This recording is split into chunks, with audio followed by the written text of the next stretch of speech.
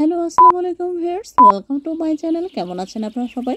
দেশ এবং দেশের বাইরে যে যেখানে অবস্থান করছেন না কেন সবাইকে জানাচ্ছি সাজিয়া ব্লগ বিডি চ্যানেলে স্বাগতম।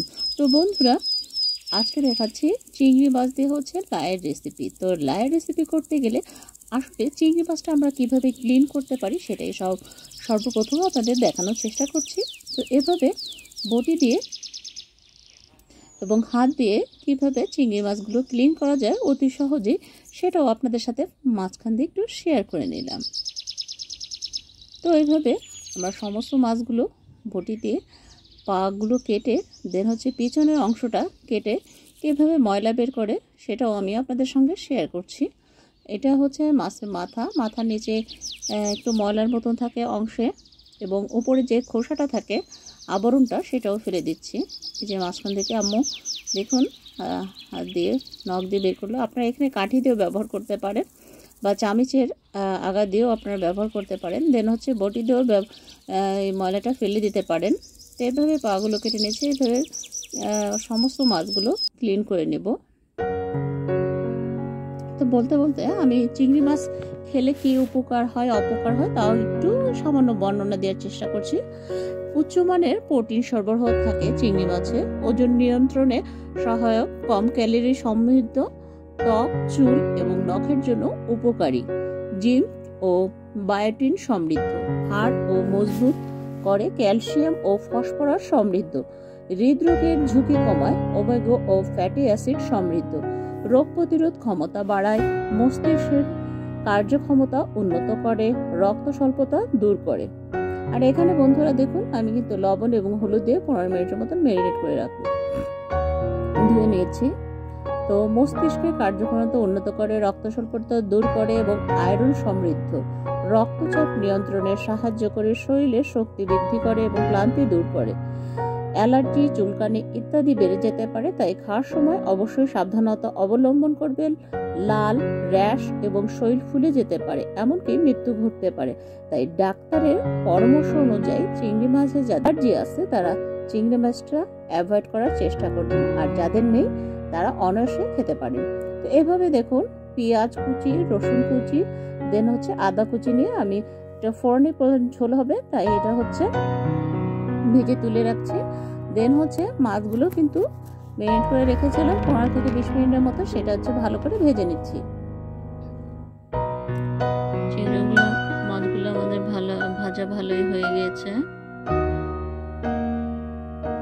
এভাবে উল্টে পাল্টে নেব। চিংড়ি মাছ আমার অনেক ফেভারিট একটা মাছ, আমার বাবারও পছন্দ ছিল, আম্মুরও পছন্দ, আমাদের ভাই বোনের ম্যাক্সিমাম মানুষেরই কিন্তু পছন্দ চিংড়ি মাছটা।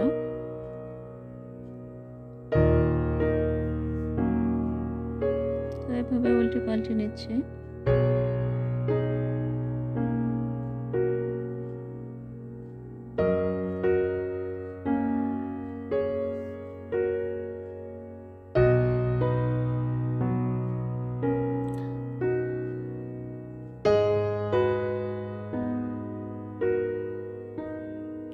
তো ডুবো তুলে আবার ভাজা হয়ে গেছে প্রায়।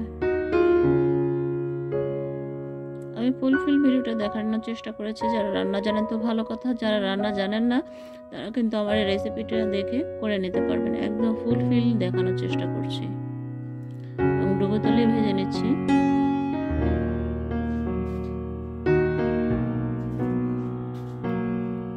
তো বন্ধুরা দেখুন এখন একটা লাউ নিয়েছিলাম, কচি ছিল লাউটা হচ্ছে মাছগুলো তুলে রেখে লাউটা দিয়ে দিলাম। এখন আমি লাউয়ের উপকারিতা সম্পর্কে একটু বলার চেষ্টা করছি আপনাদের সাথে।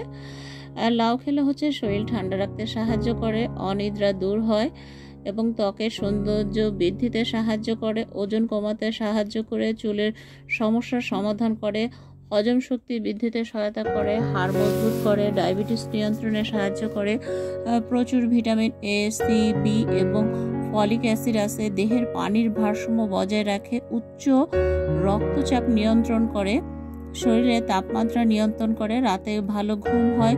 নবীজি খেতেন তাই না লাউ খাওয়া সুন্নাত আমাদের ধর্মে, মুসলমান ধর্মে, এবং হৃদরোগ প্রতিরোধ করতে সহায়তা করে, চর্মের যত্নে উপকারী, স্ট্রেস কমে যায় এবং ইউরিন ইনফেকশন রোধ করে এবং পেটের সমস্যা দূরে রাখে, যকৃত সুস্থ রাখে।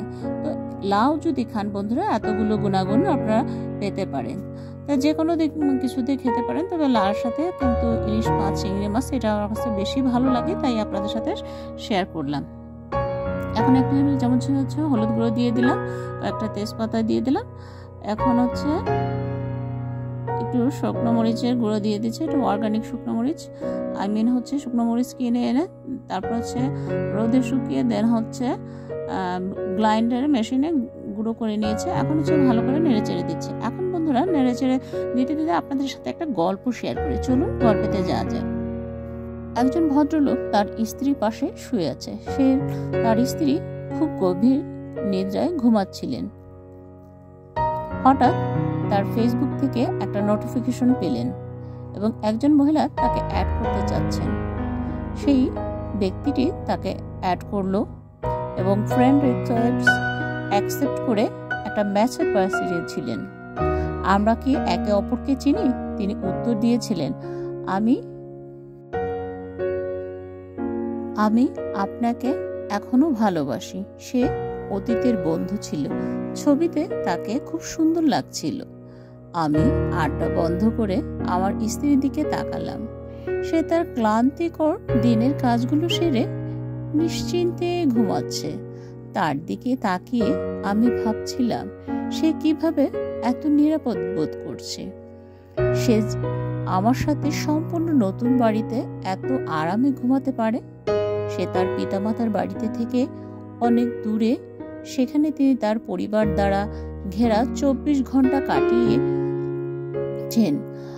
যখন সে মন খারাপ করত বা দুঃখ পেত, তার মা তাকে সামলাতেন, সেখানে কোলে রাখতেন, তার কাঁধে মাথা রাখতেন। তার ভাই বোনরা যোগ শোনাতো, গল্প করতো, হাসাতেন। বাবা বাড়ি এলে তার সকল আবদার রাখতেন, তার পছন্দ মতন জিনিসপত্র নিয়ে আসতেন। আর এখন তিনি আমার উপর এত বিশ্বাস স্থাপন করেছেন। এইসব কথা চিন্তা ভাবনা মাথায় এলো, তাই ফোনটা তুলে ব্লক করে দিলাম। আমি তার দিকে ফিরে তাকালাম, তার পাশে শুয়ে পড়লাম। আমি একজন মানুষ, আমি শিশু নই। আমি তার প্রতি বিশ্বস্ত থাকার শপথ নিয়েছি এবং তাই হবে।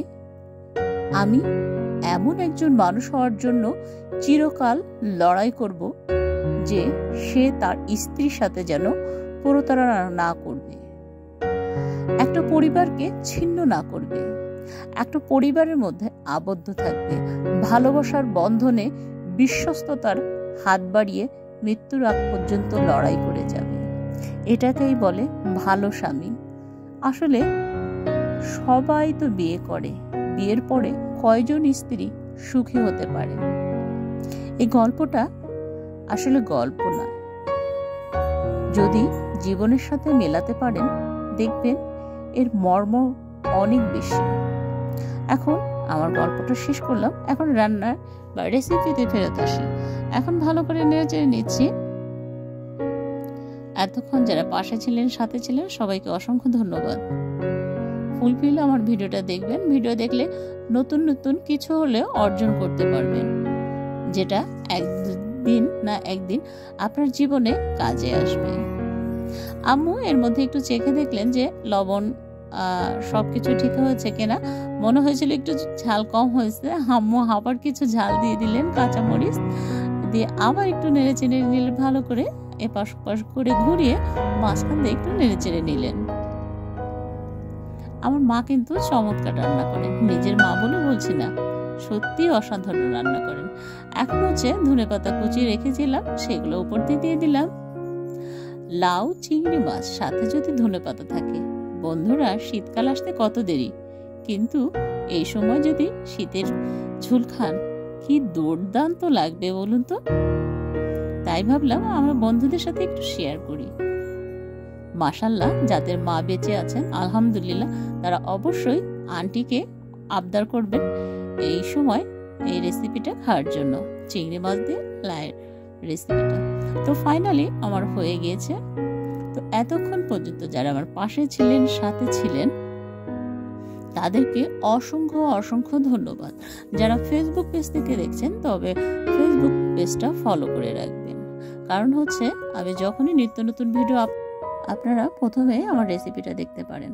আর যারা ইউটিউব চ্যানেল থেকে দেখছেন তারা অবশ্যই, যারা নতুন হয়ে যাচ্ছেন এখনও সাবস্ক্রাইব করেনি বা সাবস্ক্রাইব করতে ভুলে গেছেন, আমার এই রেসিপিটা দেখার পরেই সঙ্গে সঙ্গে সাবস্ক্রাইব করে দেবেন এবং পাশে থাকা বেল আইকনটা প্রেস করে রাখবেন।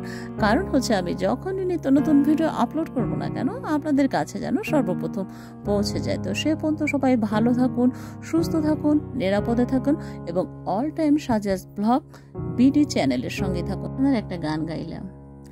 যতবারই ভাবে ভাসে তোমার ছবি, পারি না মুছে দিতে, আমি পারি না মুছে দিতে। কি যে হবে ক্ষতি করো যদি সাথে, জীবন চলার পথে, তোমার জীবন চলার পথে।